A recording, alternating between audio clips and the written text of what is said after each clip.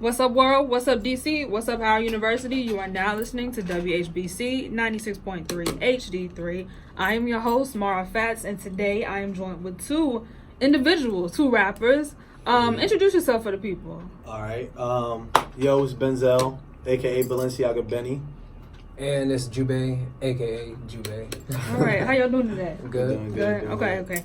For Benzell, now you're back here at Howard, your old stomping grounds. Yes. How does it feel to be back?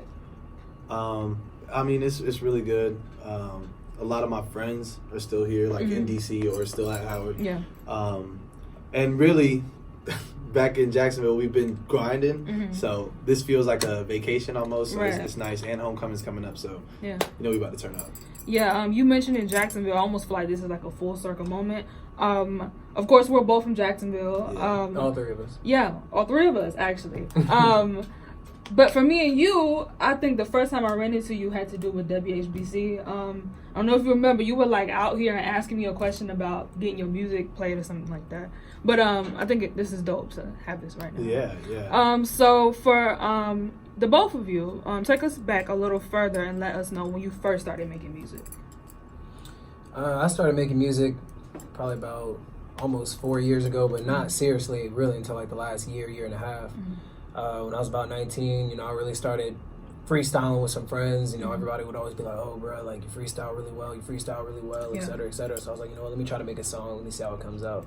And that was when I really started bonding closer with Benzell. We're cousins, so we go further back than music. But I found out he was in the area and he was trying to work on music, doing his own thing. So I was like, I'm gonna come and see you. I'm gonna see what's up. So we started working together, and that's when I'd written my first song. He had helped me engineer it, and then I got into a real studio once I'd worked with him and having. No, he wasn't set up like we're set up now. We had a little makeshift studio, little speaker box that he was trying to engineer off, not even headphones or anything like that. Yeah. But I got into a real studio. Shout out to Midi East out in Alexandria. That was my first time in a booth, and getting to feel that experience, it really hit home. I felt comfortable there. I felt like I could really make something happen. And after that, I kind of pursued it with him. Yeah. All right. Benzell? I've been rapping for a minute. Like, when I was a kid, I used to rap like with my friends and stuff like that. Yeah. And I remember freestyling. I wouldn't even be saying words. I'd just be saying stuff that sounded like it rhymed. Like, give me that the beat bop, whatever rhymed, I was saying it. So, but progressing, like high school was rapping there, but I never really took it serious then because it felt like if I was taking my music serious, then I couldn't take other parts of life serious. Like, people make it seem like if you're a music artist, then it's like you're a degenerate or something. And I feel like that's not really the case, and that was something that I had to learn myself, just kind of growing through, like making more music and doing different things and meeting with more artists and stuff like that. So that was something that kind of made me want to say, okay, I'm gonna really pursue like what I really love to do. And so like he said, I transferred here actually, and when I got here, I was here for like a year almost, and then we found out like we were down the street from each other. So then we started hanging out like every day, and met this guy from the tennis team. We bonded instantly. We were roommates. He like believed in me. He saw my vision. Went back home, had some people that we knew from there. And from there it's just been, music ever since. So it's a lot of work and it's really crazy, but I feel like we're really starting to get to the point where we're going to see some things change. Yeah, for sure. So tell me, you kind of touched on it, but for the both of you, what was that solidifying factor that you wanted to take music seriously? I mean, when I had made my first song and I just, saw the potential and I got, so much love from people in Arlington, people I was surrounded by. That's when I was like, I can do music. And it wasn't really until he and I moved back to Jacksonville and, really started making that a prime focus in our life where I want to say I moved down there with about 5 songs. I might make a song every few months or something like that. Like, I was very, critical about how I wrote and critical about how I sounded. I know, what sound I wanted to have, what, topic I wanted to talk about. And then there was 1 week after I was really feeling like, this might not be for me. I'm not even really feeling it the same way I was. But I started listening to some beats with him, and you know, one day he went to sleep, woke up, and I had like 4 or 5 new songs that I did that night, you know, just dolo. And I was just like, oh, you know what? I really felt that confidence, like, oh, you know, I'm an artist. Like, it definitely took some kind of skill or some kind of know-how to be able to produce, you know, that body of work and still have it sound credible, still have it sound good and clean. So that was the point where it really flipped the switch in my life, where I was like, I got to take this seriously. Like, I have to pursue this. Yeah, for sure. So for the both of you, growing up in Jacksonville, how did that shape, 1, your decision to make music, 2, the way you move in your career, and 3, your sound? Okay, so I want to touch on that last question real quick. Okay. And then you might have to repeat this one. All right. I do want to touch on that last question. Oh, okay. For me, that was when I moved back to Jacksonville the first time. I went to Jacksonville and I ended up meeting this guy, Clint Bradley. Shout out to Clint Bradley. Okay. This guy is really pivotal in the things that I do today. Like, if nobody ever tells you this, I'll tell you right now, Clint Bradley has really made me say, okay, I'm going to do music. Because I had written a couple of songs at that point, and I had recorded them. And back then, I didn't really know how to do anything, like, musically. Like, I didn't know how to engineer yet, and I was still kind of new in the recording process and stuff like that. And I remember I showed him some stuff that I had worked on, because we had ended up taking a class together. And he was like, bro, you're good. And I was like, oh, snap, am I? Like, and, you know, he kind of gave me confidence and was like, you know what? Like, I'm willing to, like, really invest money in you and stuff like that. And so we ended up working together and putting funds together. And I played poker for a little bit, made some money. And that also was like, okay, now I got some breathing room, too. Like, I can actually spend some money on this. Let's see what we can do. So those 2 things, and then linking with him and him, it's just like, all those things kind of just culminated together and said, okay, wow, I can really see this vision, and I can really see where we can go with it. Now, about growing up in Jacksonville, I don't know. I don't know. I feel like our sound is very not Jacksonville. Yeah. Like, sure. when you think about people from Jacksonville, or when Jacksonville people think about other artists from Jacksonville, Right. sometimes you don't really think about, like, you know, the sound that we bring. And I think that our sound just comes from a unique place of us just being true to ourselves, you know, and saying that I'm gonna make it regardless. Like, if I like the song, I like the song, you know. But I also think that the experiences that I've had there, the people that I know there, and, like, the life that I live, you know, is very much expressed through the music that I make too. Okay. And just to correct that little last statement, I was actually not raised in Jacksonville. I was just born there. Okay. I got a lot of family down there, but I was raised in the DMV, around in Arlington, Virginia. Shout out A-Town. And when it comes to my sound, you know, I have definitely a little bit of influence from Jacksonville and some of my more recent music. You know, I've been spent a lot of time out there, you know, hanging out with some guys and stuff like that. So I've taken bits and pieces from every part, you know, of my life and every place that I've been. And I feel like I've really put that into a mixing pot. And I've made a large enough body of work that people from each part of life, each walk of life, will really be able to, you know, relate to something. Yeah. There's something out there for everybody. I feel like everybody will have some piece of worth from a different song or another. And I think that's something that we really try to focus on in our music, like how we can make it something that is very true and genuine to ourselves, but still something that people can resonate with and be like, man, like, I feel that, you know? Or just having an idea and then expressing it in a totally different way to where it's like, you know, I can explain the song to you in a different way, but I also want you to explain to me what it means to you, you know? So I think that that's something that we really try to stick with in terms of when we make our songs. All right. Now, with you being born, you were born and raised there, but even though you were only born in Jacksonville, I guess you can attribute this next question to the city that you did grow up in. Yeah. How important is it for both of you to carry your city on your back?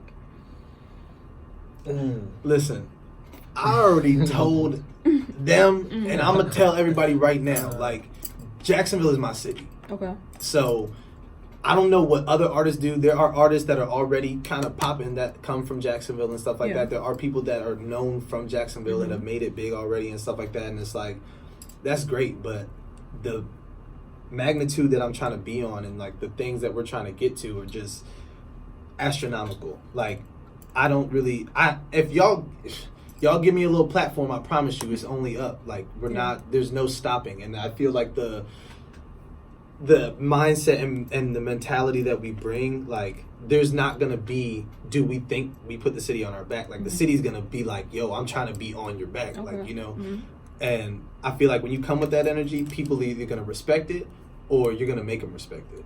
And I'll earn mine, but we gonna make that happen. Yeah. Right. I basically second that sentiment. Like, I'm gonna do my thing regardless of wherever I'm at or, you know, wherever I'm gonna go. And I'm always do me. So if the city's trying to get behind that and they want to support that, cool, by all means do that. But the internet's a powerful thing. So if they're not, somebody somewhere is, and I'm gonna go wherever the love's at. Yeah, for sure. All right. Last question before we go on break. What would you say? Well, would you say you all have a signature sound? Now, if you do, how would you describe it? But if you don't, what steps go into finding that?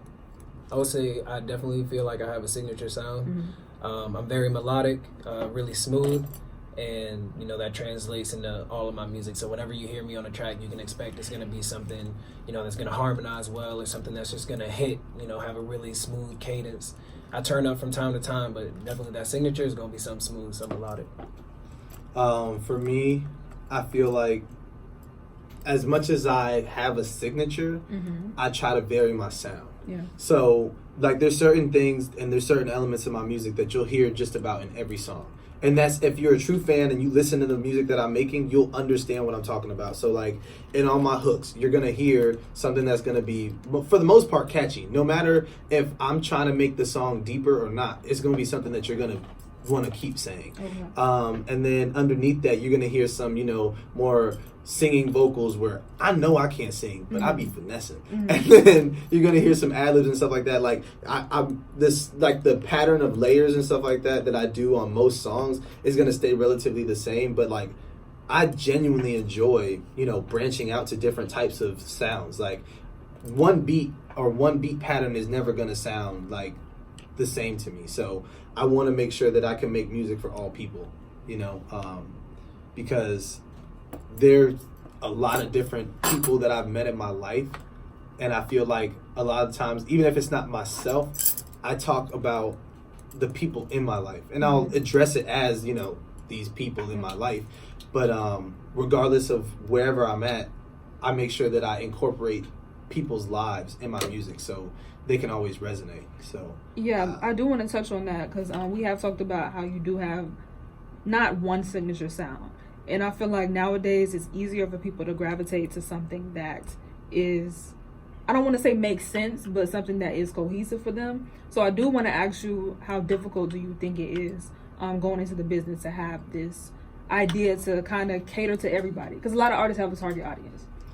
So I feel like where it can be a gift and a curse, I guess, like what you're saying, I think it could actually really bring a lot of different crowds together. You know, people could be coming to shows for all different reasons, trying to hear all different types of songs. But I also think that it's going to be reflected in the projects that I drop. So it's like you, I have personally shown you a lot of different music, like a whole catalog. Right. But just because I have all of that doesn't mean that it's all going to come out in the same project. Right. So the delivery, I think, is also going to be important, like how I give it to people, because I want them to have those different vibes. Like, I want you to come to this concert and you're like, I know he's gonna be lit, like we're turning up tonight. I want you to come to this concert and you know it's like we gonna vibe tonight, like everybody spark one, we gonna have a good time. So it's just about, I guess, the way that I put it out there. But I also think that it's like somebody that likes this, my music is not too far off. It just sounds a little bit different. So it's like you'd be like, I don't know if I would like this sound if it was somebody else, but I like this artist, you know. So I don't know. We'll see. I think it'll work out for me though. All right. What are your thoughts? Actually, I want to know what you think about that. I mean, I've explained. I think I've talked to you about this before, but I just feel like, again, only because of the way the majority consumer perceives music today. I feel like, for example, the Baby, he has this signature like beat, the signature flow. And I feel like it resonates with people. When he drops something new, like, that's what people expect. I feel like it can kind of be iffy if you drop one thing. Say you have a record that goes crazy, then the next one is totally different. I mean, I get the delivery will make sense, but it's just, I feel like it's a big risk. I get what you're saying in terms of like people expecting something from you, and like the baby, like I like his music, I really do, but there are a lot of times where I see people that are saying like, this man does not sound different on any song, and you're never gonna say that about me. Okay. You're never gonna say that this song sounds like this song sounds like this song, because each song that you listen to is gonna be good and it's gonna be different, and that. No shade towards anybody for that. Like, if you are making money doing what you're doing, keep doing it. Like, don't break what's not broken. Yeah. But for me, I'm really confident in the fact that the music that we're bringing is just, it's good. Like, I feel like when something is good, something is good. We can't argue if it's good or not. Well, we can, but I'm not finna do it with you. Got you. Alrighty. Well, we'll find out if that's how successful that will be for you. But keep it locked right here on WHBC 96.3 HD3 with Benzell and Jubeh. What's up, world? What's up, DC? What's up, Howard University? You are now listening to WHBC 96.3 HD3, and we are back with our interview with Benzell and Jubeh. You did. Now, I do want to touch on your label, Brinks. Brinks. Give us, I guess, an overview, kind of your purpose, who's a part of it, and all that. Okay, so our label is Brinks ENT, Brinks Entertainment. We are in the business of entertaining, whether that be through the music that we drop, the videos that we drop, the movies that we make. We're doing a whole lot of stuff. So the shows that you come to, the merchandise that we, sell, all that kind of stuff, like, that's our main focus, to entertain and to give people something that makes them feel good. I feel like there's so many things like in this world and in life that are just bad and sad and just not fun. And I'm a big proponent of perspective and like trying to find positive in anything. And I feel like that's what our label is going to be bringing to people too. Finding the positive within whatever you got. And we bought that money, you know what I'm saying? Brinks. So I am an artist. I'm also the CEO of the company. We have a management team that consists of myself, Mr. Jubeh. It's Jubeh, y'all. It's Jubeh. But him, our CFO, financial man, Mr. Moneyman Paul. You want to say something, bro? Yeah. So my name is Dylan Moneyman Paul, and I'm the CFO of Brinks. And being the financial advisor to these guys to guide them in the process as we expand this company. And Dylan and Jubeh are also brothers. We came from the same homeland. So as of right now, we actually have a couple of artists. And as we continue to grow, we're going to look to, expand and everything like that. Right now it's myself, Jubeh, Loso Santana, shout out to that man. He actually has some real hot songs that are about to be dropping, some videos that'll be dropping soon, so look out for that. Kamari, that's one of our R&B artists, and boy, when I tell you, he can almost sing as well as I can. So, we are coming with a lot of different vibes, and I'm really excited to see, how this last quarter this year goes. I feel like these first 3 quarters we kind of said, all right, we're going to be doing a lot of planning, a lot of content creation and stuff like that, and we're in the phase of really dropping all that stuff right now and giving people the content that we've been working on for a while. So we're really excited to see how this fourth quarter goes. We're going to be some fourth quarter warriors. Now, speaking of the fourth quarter, Benzell, you're actually here. You're prepping for the release of your new single, Balenciaga Benny. Yes, sir. So tell us about that record and how it all came about. Balenciaga Benny was really initially just like, I don't remember what, I was going to the gym actually. And a lot of the times when I'm driving in the car, like, I either listen to my music to see what I could fix or see what I could add or see if I even like the song. And then if I'm not, I'm listening to beats so I can make some more music. Because eventually I get tired of listening to my own songs. It's old to me now. I need to make some more. So I was listening to a beat and bam, came back to my city so I could take over. And as soon as I said that, I was like, okay, this is going to be hard. And then I left the gym, went home, and sent that thing to Clint. And he was like, oh, boy, this thing hard, boy. This is it for real. You got to know Clint. He's real country. But, yeah, so this song is really just a takeoff. It's just like a bunch of bars. So I wanted to give people something where it was like, because a lot of my music, as you've heard, is more like melodic, and it's more like songs where it's like, you know, it's like a vibe, or it's like, you know, some chill stuff. Right. So I wanted to give people some bars first, for real. For one, to catch their attention, and for two, so that they would be like, oh, he can rap for real. Like, he's not just out here making music. Like, I want y'all to know, like, I really rap. Like, I can actually do this. But I also am going to give you something that you're going to vibe to, you know? So that was how it really started. And then we linked up with our man Ian, Rose Productions, who is literally the best videographer on this planet. And me and him came out with this outlandish idea, and we have like so many lines and so many cuts to different scenes and stuff like that. And I said, can we put this together? And he was like, yes, we can. So just with all of the group and everybody on the team, we ended up coming out with something really cool. I think people are going to like the song. I feel like it's catchy, but it's also a lot of bars where like you go listen to it a few times and hear something like, oh, snap, I did not hear that before. And then the video is just, and that's coming out tomorrow. Friday, tomorrow. What's tomorrow? October 4th. October 4th, Balenciaga Benny is dropping on all platforms. It's going to be a hard video out on YouTube. Go follow me on Instagram at Balenciaga Benny _ And yeah, we are about to turn this whole thing upside down. Is this a midnight release? It'll be on all platforms at midnight. Okay. But this video, we're going to be dropping it tomorrow at 5. All right. Yeah. 5 p.m. Tomorrow at 5 p.m. Get on your computer. Get straight off. Matter of fact, don't even leave the job yet. I know you're going to be ready to go home, but don't leave the job yet. Get on your phone in traffic. Don't drink and drive or thing. What am I talking about? So you're going to encourage the people to get on their phone? Yeah, but they're in traffic. They're not moving. All right. I hope you know how DC is. Yeah, I know. But I hope you don't get canceled causing nobody wreck. But if somebody crashes looking at my video, I might be honored. Don't say nothing crazy. You know what? All right. Is this record a setup to a project on the way? Oh yeah.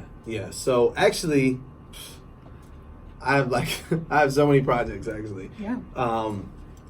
I've really been working on a lot of behind the scenes stuff. So I actually have a couple of different projects. The next project that's going to be dropping though is going to be Beat Thief. I kind of did like a no ceilings take on things where I just took a bunch of beats that are pretty popular right now and did my own little thing on them, made a new song that I feel like doesn't really sound like the original, but it's still really hard. So that's going to be on the way. Give some people some, you know, other songs where they can be like, oh, okay, he can rap for real. So show them what I could do on beats that they're already accustomed to. And then after that, me and Jubeh actually have a collab tape. I don't know when that one's gonna drop, but Beat Thief is dropping December 10th, so be on the lookout for that. December 10th, Beat Thief is dropping. We have a couple of more videos, and I have another tape. The name is still yet to be determined, but that should be dropping in the early 2020. Gotcha. Now for Jubeh, I've actually heard you on some of his records. Oh, for real? And I was pretty blown away. I appreciate that. But currently, if we look at your Instagram or any of your brands, you look like you're under wraps. I'm low key right now. You're low key. Yeah. Let us know how's that coming along for you in creating music. It's going great, honestly. Especially when I moved out to Florida, there was a lot of things that I really had to overcome in my own life, and just had to work on. So I figured, you know what, while I'm doing that, while I'm, working on my sound and doing my thing, I'm going to take a step back from social media. I'm going to take a step off the gram. I'm going to take a step off Snap. Like, I'm going to work on what I need to work on. Yeah. I'm going to be around who I need to be around and do my thing. And so, for the last few months, last year, I've really been doing my thing. So I'm almost, ready to step out. And when I step out, I'm going to step out for real. So, I'm going to be ready. All right. Now, for the both of you as independent artists, what are some of the biggest struggles you face, and what would be anything that you would change about the industry? Well, go ahead, bro. The biggest struggle as an independent artist, especially when you don't have a team. Like, I could only imagine where things would be if I didn't have the people around me. But if you don't have a team, I suggest you get a team, because it's going to be too expensive, it's going to be too difficult, and it's going to be too stressful to do it like all by yourself. There's so many things that you have to do. You're literally your own marketing, PR, publishing, distribution, stylist, everything. Like, you're doing literally everything. You're running a business. This is not like, I feel like sometimes people look at music and they're like, oh, people are just making music and dropping music, and like, that is true for a lot of people, and that's why they're seen as local artists, and they do it on a basis like that and expect something to just pop. But you got to treat your stuff like a business at the same time. Like, release what you want, do what you want, love what you do, but also be strategic, and also have a plan, and also think, not just about tomorrow, but like, what's coming down the line. How can I be prepared for next week, next month, next year, so I think that that's the biggest thing. That's the difficult part about being independent, is like, you don't have those connections, you don't have like any of that stuff. Like, everything you're doing is on your own, and you got to find out, and then you have to convince other people that you're worth taking that risk on. And making music and putting it out and doing it all right and having good videos, it costs money. Like, you have to have somebody that either has money, or you have to have money to put into it to make a good product. Like, I think a lot of times independent artists put out something that looks subpar and expect excellent results, and it's like, you're gonna get what you put out, so I think that we really harp on being real professional about the stuff that we put out, and making it sound good, making it look good, and making sure that people are going to enjoy it, because I'm not going to give you something that I know looks bad, you know? So, yeah.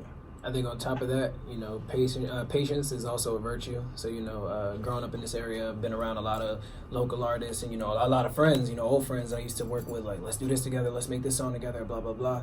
And, some people have 5, 10 songs, and they would be complaining, how have I not blown yet? Why am I not on? And this and that and this and that. It's like, bro, what have you done? Like, what have you put out? What body of work do you really have? Like, what image do you really have to sell to people, to, market yourself?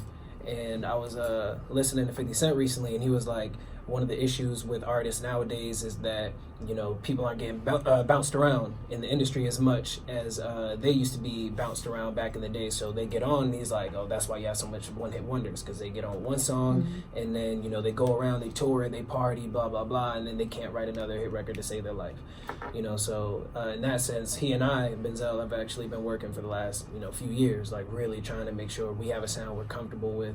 We have an audience we really feel like we can reach. And not only that, but understanding how we made our music, and understanding how to, replicate that without it being like a perfect copy. So you don't have to feel like I'm listening to the same song in a different beat. I know how to make another song. I know how to make another hit. If you like this, I understand how I did it. I can do it again, So really just trying to make sure that since we are independent and we do want to do our own thing, that we can survive out there. We don't get out there with one hit and then it's like, okay, I don't know what to do. I'm burnt out. Music didn't work out. Gotcha. Now, for a lot of rappers and artists in general, they really focus on money. Of course, it's important in the industry and making music. But for you all, what's something that's non-monetary that you want to get out of making music? Go ahead first. Last time you got. Go ahead, bro. I want to make sure that I can really change somebody's life. Yeah. And even if that comes in the form of like I went to a after school program, like a nonprofit, Malvia Washington Youth Foundation back in Jacksonville.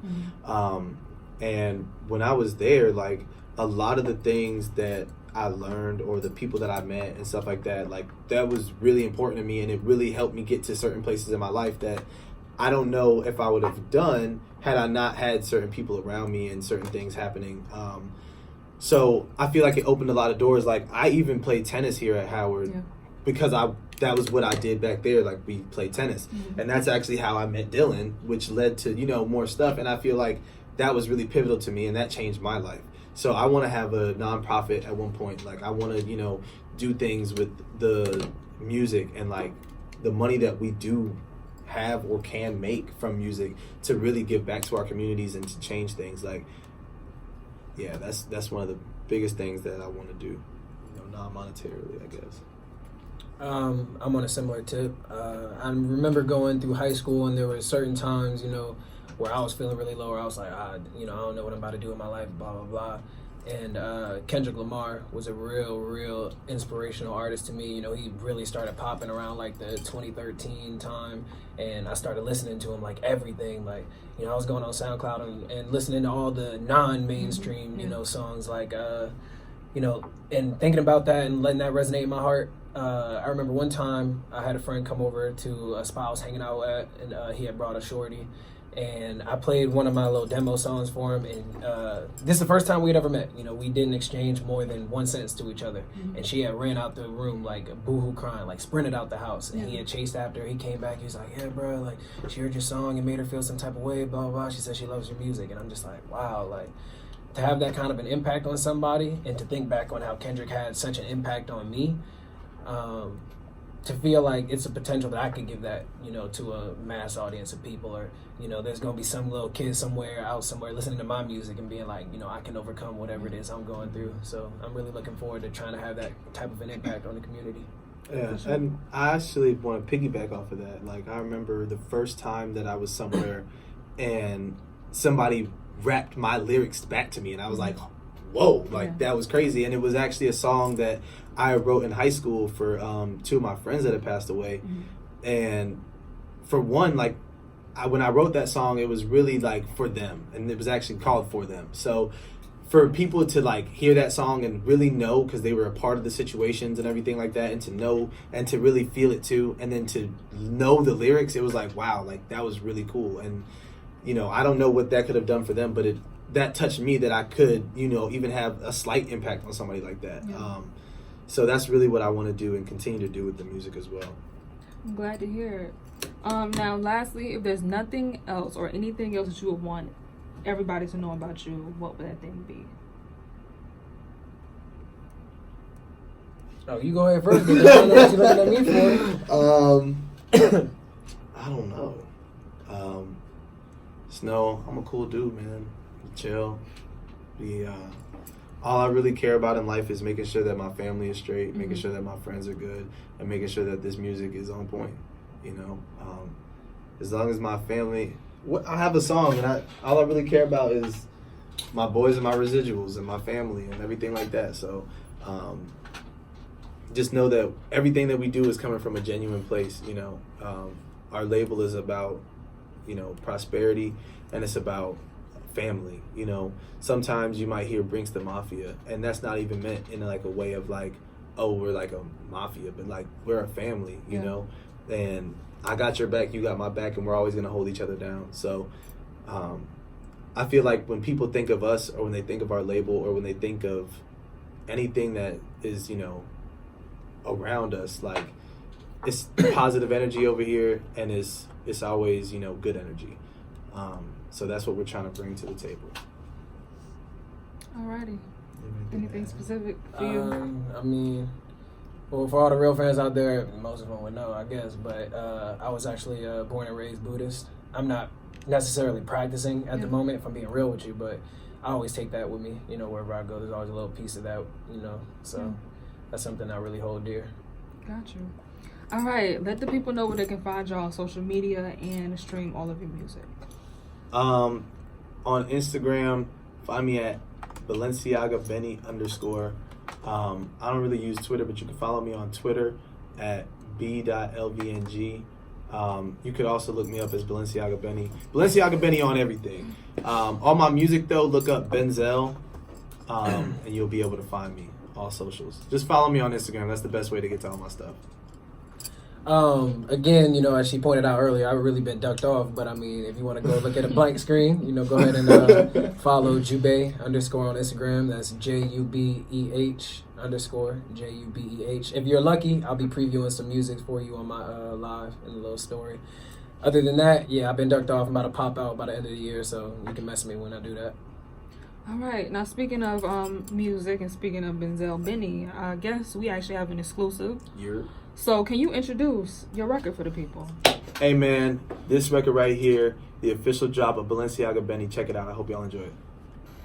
All right, keep it locked right here on WHBC 96.3 HD3.